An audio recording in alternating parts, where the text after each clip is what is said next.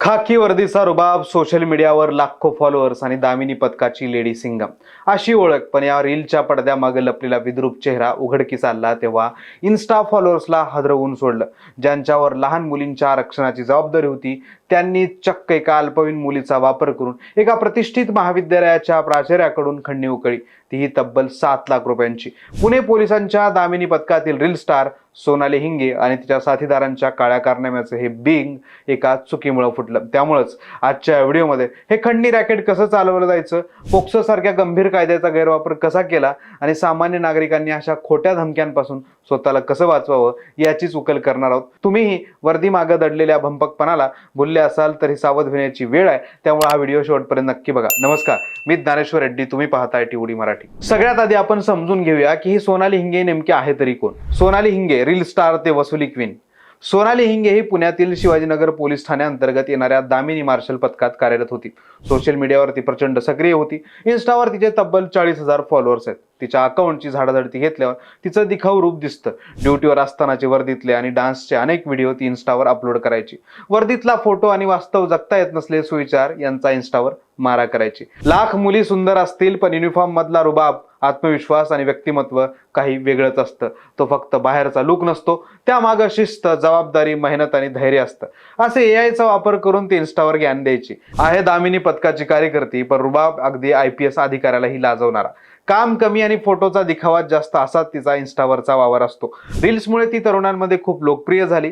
उच्च शिक्षित असलेली सोनाली स्वतःला मिस आयकॉन इंडियाची विजेती असल्याचंही सांगते. समाजात तिची प्रतिमा एका दबंग महिला अधिकाऱ्याची होती. शाळा आणि महाविद्यालयांमध्ये जाऊन लहान मुलींना संरक्षणाचे धडे देणं, गुड टच बॅड टच याबद्दल जागरूक करणं अशी महत्वाची जबाबदारी तिच्यावर होती.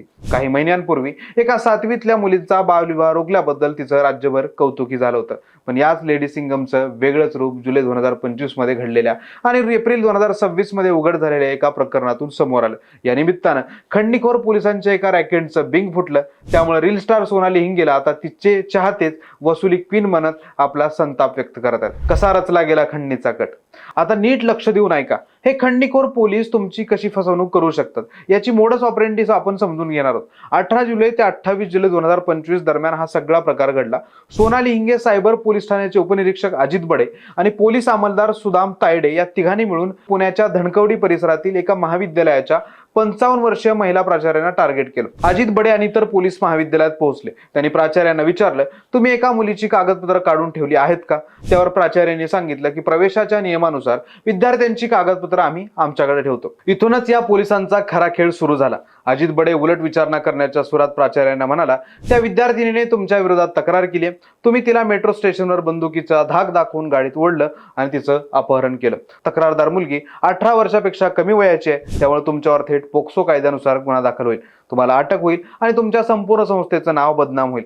पोलिसांच्या तोंडून हे एकूण 55 वर्षाच्या महिला प्राचार्याच्या पायाखालची वाळू सरकली. 10 लाखांची खंडणी मागून 7 लाखांची वसुली. बदनामीच्या आणि अटकेच्या भीतीने प्राचार्या पूर्णपणे खचून गेल्या. याच मानसिक स्थितीचा फायदा घेत पोलिसांनी आपला डाव टाकला. तुमच्यावर गुन्हा दाखल होऊ नये म्हणून यासाठी आम्ही मुलीशी बोलून घेतो असं सांगून या रक्षक म्हणवणाऱ्या पोलिसांनी थेट 10 लाख रुपयांची मागणी केली. प्राचार्यांनी सुरुवातीला नकार दिला, पण अजित बडेंनी पुन्हा धमक्या दिल्या. शेवटी घाबरलेल्या प्राचार्यांनी तडजोड केली आणि मुलीच्या शिक्षणासाठी म्हणून तब्बल 7 लाख रुपये या खंडणीखोर पोलिसांच्या घशात घातले. स्वतःच्या आणि कुटुंबाच्या खात्यातून हे पैसे काढून त्यांनी ही रक्कम दिली. खंडणीखोर पोलीस रॅकेटचा पर्दाफाश. पण म्हणतात ना, पापाचा घडा कधीतरी भरतो. दुसऱ्या एका प्रकरणाच्या निमित्तानं 8 मार्च रोजी या प्राचार्या पोलीस ठाण्यात गेल्या होत्या. त्यावेळी त्यांनी धाडस करून जुन्या अर्जाची चौकशी केली. तेव्हा असा कोणताही अर्ज कधीच दाखल झाला नसल्याचं त्यांच्या लक्षात आलं. आपली मोठी फसवणूक झाल्याचं त्यांना समजलं. त्यानंतर 6 एप्रिल रोजी ज्या अल्पवयीन मुलीचा या कटात वापर करण्यात आला, ती मुलगी आपल्या पालकासह थेट पोलीस आयुक्त कार्यालयात पोहोचली. या पोलिसांनी तिला कॉलेजमध्ये प्रवेश मिळवून देण्याचे आमिष दाखवून भीती घालून तिचा कसा गैरवापर केला याची सविस्तर तक्रार तिने दिली. पोलीस उपायुक्त निखिल पिंगळे यांनी या संपूर्ण प्रकरणाची सखोल चौकशी केली. 8 मार्च ते 8 एप्रिल अशी महिनाभर चौकशी चालली. प्राथमिक चौकशीत सर्व पुराव्यांची खातरजमा झाल्यानंतर अजित बडे, सुदाम तायडे आणि सोनाली हिंगे यांचा थेट सहभाग निष्पन्न झाल्यानंतर त्यांच्यावर बंड गार्डन पोलीस ठाण्यात खंडणीचा आणि फसवणुकीचा गुन्हा दाखल करण्यात आला. तिघांनाही तडकाफडकी निलंबित करण्यात आले. पुणे पोलीस आयुक्त अमितेश कुमार यांनी या प्रकरणाची अत्यंत गंभीर दखल घेतली असून या कर्मचाऱ्यांवर आता विभागीय कारवाई सुरू करण्यात आली आहे. सर्वसामान्य नागरिकांसाठी महत्त्वाचा धडा. हे प्रकरण फक्त एका सोनाली हिंगेचं नाही, हे प्रकरण आहे त्या व्यवस्थेचं जिथं कायद्याचं धाक दाखवून सामान्यांना लुटलं जातं. मग यातून आपण काय शिकलं पाहिजे? पहिलं, घाबरू नका. तुम्ही कोणतीही चूक केली नसेल तर कोणाच्याही धमकीला बळी पडू नका. बदनामीच्या भीतीनं ब्लॅकमेलर्सच्या मागण्या मान्य करणं म्हणजे त्यांना अधिक बळ देण्यासारखं आहे. दुसरं, कायद्याची माहिती ठेवा. पोक्सो सारखे कायदे हे संरक्षणासाठी आहेत, ब्लॅकमेल करण्यासाठी नाहीत. कुणी अशा कायद्याची भीती दाखवत असेल तर शांतपणे कायद्याची माहिती करून घ्या.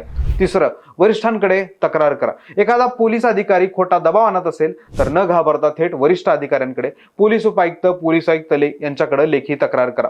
या प्रकरणात त्या अल्पवयीन मुलीनं आणि प्राचार्यांनी दाखवलेल्या धाडसामुळेच हे रॅकेट उघडकीस आलं. थोडं उशिरा का होईना धाडस दाखवलं म्हणून खंडणीखोरांचं बिंग फुटलं. सरकार आणि पोलीस दलांच्या दुर्लक्षामुळे अशा रील स्टार पोलिसांचं खूप फावत आहे. आजकाल सरकारी वर्दी घालून इन्स्टावर हवा करणाऱ्या अशा खंडणीखोरांची खूप चलती आहे. लोकही अशा भुरट्या रीलबाजांना प्रतिसाद देतात, लाईक देतात. त्यातून भुरट्याचा वारा जोरात आहे. अशा भुरट्यांपासून, चमकोगिरी करण्यापासून सावध होण्याची वेळ आली आहे. इन्स्टावर एवढा वेळ हे लोक घालवत असतील तर कामात यांचं किती लक्ष असेल हा खरा प्रश्न आहे. पण सरकारला काही करायचं नसल्यानं यांचं फावतं. पण आपण मात्र आता अशा भुरट्यांपासून सावध राहिलं पाहिजे. त्यांना त्यांच्या चमकेगिरीबद्दल कमेंट करून विचारलं पाहिजे. तुम्हाला या संपूर्ण प्रकरणाबद्दल काय वाटतं? खाकी वर्दीत लपलेल्या अशा खंडणीखोरावर काय कारवाई झाली पाहिजे? खाली कमेंट करून नक्की सांगा. व्हिडिओ आवडला असेल तर लगेच लाईक करा. तसंच ही महत्त्वाची माहिती लोकांना कळाली पाहिजे म्हणून मित्रमंडळींना व्हॉट्सअपवर शेअर करा. आणि अशाच अभ्यासपूर्ण व्हिडिओसाठी टिवडी मराठी चॅनलला यूट्यूबवर सबस्क्राईब करायला विसरू नका.